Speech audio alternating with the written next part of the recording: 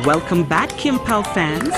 Tila muling pinatunayan ni Kim Chiu at Paolo Avellino kung bakit mahal na mahal sila ng mga taong nakatrabaho nila. Kamakailan, nag-viral ang isang simpleng ngunit napaka-sweet na moment kung saan makikitang hindi nila nakalimutan ng birthday ng isa sa staff sa kanilang shooting.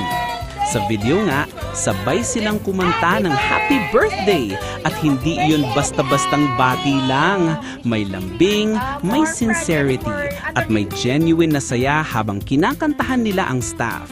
Si Kim as usual, may pahirit na cute giggle habang nagli-lead ng kantahan. Si Paula naman, masaya at buong-buo ang ngiting ramdam mong totoo. Yung tipong hindi pilit, hindi pang kamera, kundi paggalang at pagmamahal para sa team na lagi nilang kasama sa bawat araw ng trabaho.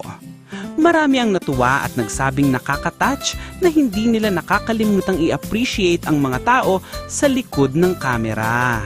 Ang daming nagkomento na hindi lang sila magaling umarte, very humble at marunong gumanti ng kabutihan. Di umano, ganito raw talaga ang dalawa sa set.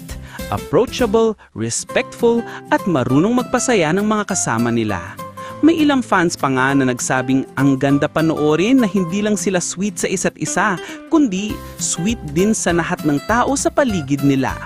Yung klase ng kindness na hindi binabalandra, pero ramdam mo sa maliliit na gestures.